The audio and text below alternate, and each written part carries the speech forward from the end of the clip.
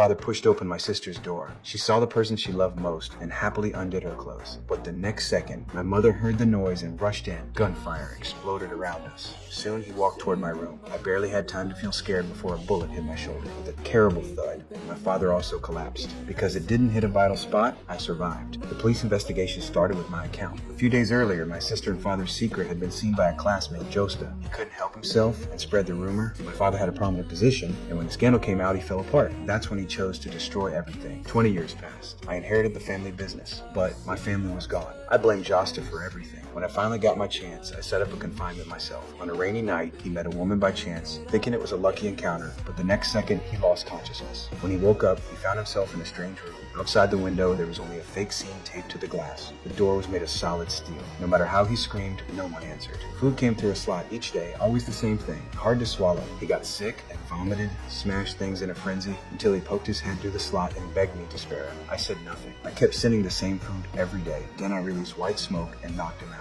While he was unconscious, I collected his hair, lifted his fingerprints, and took his saliva. When he woke and turned on the TV, he completely broke down. On the screen, his wife was shown as the victim of a violent attack. His 3-year-old daughter was left without anyone to care for her and sent to an orphanage. All the police evidence pointed to him. From that moment on, he was labeled the killer of his wife. 10 years went by. One day, he saw news about his daughter on TV. She had been adopted by a kind family and had taken up the cello. That gave him a reason to live again. He started training, practiced boxing from TV lessons, and in the only bathroom without cameras, he chipped away at the wall like in Shawshank until the white smoke returned. When he woke this time, he found himself stuffed into a suitcase. There was $10,000 in the pocket and a letter for his daughter. To find the truth, he went to his only friend, but during their talk, he got my call. I told him if he remembered why he had been imprisoned back then, he could see his daughter. He had no clue, so he searched everyone he'd ever wronged, but all leads were dead ends. Later, he went to a familiar place, and I called again. A phone rang behind him. He turned and saw me. Hello?